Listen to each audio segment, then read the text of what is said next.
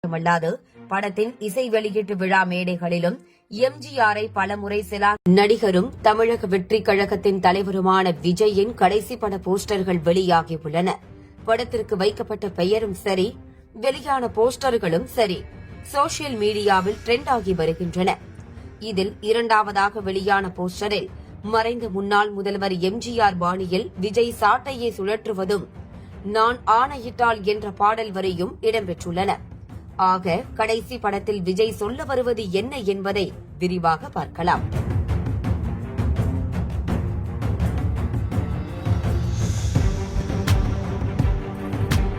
தமிழ் சினிமாவில் உச்ச நட்சத்திரமாக மிளிரும் விஜய் கடந்த ஆண்டு பிப்ரவரியில் கட்சி தொடங்கினார். தமிழ் சினிமா வரலாற்றிலும் சரி, தமிழக அரசியல் வரலாற்றிலும் சரி, விஜய் தனக்கு முன்னோடியாக பார்ப்பது எம்ஜிஆரைத்தான். ஆம், இதற்கு பல உதாரணங்களை சொல்லலாம். என்னதான் தனது சீனியர் நடிகரான ரஜினிகாந்தை சில படங்களில் சிலாகித்து பேசினாலும் வழிகாட்டியாக காட்டிக் கொண்டது எம்ஜிஆரைதான். வசீகரா படத்தில் எம்ஜிஆரின் தீவிர ரசிகராக விஜய் நடித்திருப்பார்.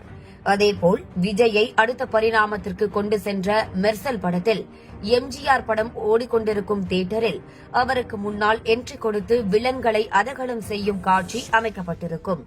படங்களில் மட்டுமல்லாது படத்தின் இசை வெளியீட்டு விழா மேடைகளிலும் எம்ஜிஆரை பலமுறை சிலாகித்து பேசியுள்ளார் விஜய். சர்க்கார் பட இசை வெளியீட்டு விழாவில் பேசிய போது, எதிரியாயிருந்தாலும் மதிக்கும் பண்பு என்று கலைஞருக்கும் எம்ஜிஆருக்கும் இடையே இருந்த மரியாதையை குறிப்பிட்டு பேசியிருப்பார். லியோ பட வெற்றி விழாவில் பேசிய போது, எம்ஜிஆரின் காலத்தில் யாருக்கு உதவி கிடைத்தாலும் அவர்கள் எம்ஜிஆருக்கு நன்றி சொல்வார்கள். அந்த அளவுக்கு உதவிகளை எம்ஜிஆர் செய்துள்ளார். அதேபோல் எனக்கும் ஒரு ஆசை, எதிர்காலத்தில் எங்கு நல்ல விஷயம் நடந்தாலும் அது நம்ம பசங்க தான் செஞ்சதா இருக்கணும், அப்படி ஒரு பெயர் எடுக்கணும் என்று தனது விருப்பத்தை கூறினார் விஜய். அப்போது 2026ஆம் ஆண்டு குறித்து என்ன சொல்ல வருகிறீர்கள் என்று விஜய் கேட்க, கப்பு முக்கியம் பிகிலு என்று தனது படவசனத்தோடு ஒப்பிட்டு அரசியல் வருகையை மறைமுகமாக குறிப்பிட்டார். தமிழ் சினிமாவில் திரைத்துறையில் இருந்து அரசியல் கட்சி துவங்கி அதில் வெற்றிகரமாக வீறுநடை போட்ட முதல் நபர் என்றால் அது எம்ஜிஆர் தான். துவக்கத்தில் காங்கிரஸ், பிறகு திமுக என்று இரு கட்சிகளில் பயணித்த எம்ஜிஆர் கட்சி துவங்கி 4 ஆண்டுகளில் ஆட்சியை பிடித்தார். அவரது பாதையில் ஜெயலலிதா ஆட்சியை பிடித்தாலும் அடித்தளம் போட்டவர் எம்ஜிஆர் தான். அந்த வரிசையில் முயன்று பார்த்த விஜயகாந்த் எதிர்க்கட்சி தலைவர் என்ற அந்தஸ்தை தொட்டு பார்த்தார். இப்படியான சூழலில்தான் இந்த தலைமுறையின் ட்ரெண்ட் செட்டர் நடிகராக மிளிரும் விஜய் அரசியல் களத்தில் குதித்து ஆழம் பார்க்க முயன்று வருகிறார். அதன்படி அவர் வைக்கும் இலக்கு 2026 சட்டமன்ற தேர்தல்.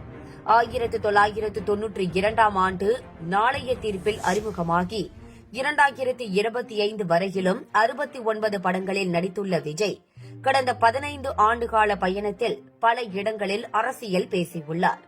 அது படத்திலாகட்டும், படத்தின் இசை வெளியீட்டு விழாவாகட்டும், தலைவா, டைம் டு லீடில் துவங்கி சர்க்கார் வரை பல படங்களில் அரசியல் பேசியதால் பல சிக்கல்களையும் எதிர்கொண்டிருக்கிறார் விஜய். இத்தனை தூரம் எம்ஜிஆரை தனது முன்னோடியாக பார்த்து வரும் விஜய் அவரது பாணியிலேயே அரசியலில் கோலோச்சவும் முயன்று வருகிறார். நடிகராக இருந்த போதே விஜயின் படத்தில் அரசியல் நெடி தெரியும். அரசியல் கட்சி துவங்கிவிட்ட பிறகு இல்லாமலா இருக்கும்? ஆம், கடைசி படத்திற்கு ஜனநாயகன் என்று தலைப்பு வைத்துள்ளனர். மாஸ்டர் படத்தில் நெய்வேலியில் மக்கள் ஆதரவோடு எடுத்த செல்ஃபியை ரீக்ரியேட் செய்து ஃபர்ஸ்ட் லுக் வெளியாகியுள்ளது. அதைத் தொடர்ந்து வெளியான செகண்ட் லுக்கில் எம்ஜிஆரின் எங்க வீட்டு பிள்ளை படத்தின் நான் ஆணையிட்டால் பாடல் வரி இடம்பெற்றுள்ளது. அதில் எம்ஜிஆர் பாணியில் விஜய் சாட்டையை சுழற்றுகிறார். ஆக கொள்கை எதிரி, அரசியல் எதிரி என்று தனது எதிரிகளை ஏற்கனவே கை காட்டிவிட்ட விஜய் நான் ஆணையிட்டால் என்று குறிப்பிடும் வகையில் கடைசி படத்தை அரசியல் படமாக தேர்வு செய்து நடித்து வருவதாகவே தெரிகிறது. இந்த 2 போஸ்டர்களும் சோசியல் மீடியாவை அதிர வைத்துள்ளன. எம்ஜிஆரை போல விஜய் ஆட்சியை பிடிப்பாரா என்று இப்போது சொல்ல முடியாது.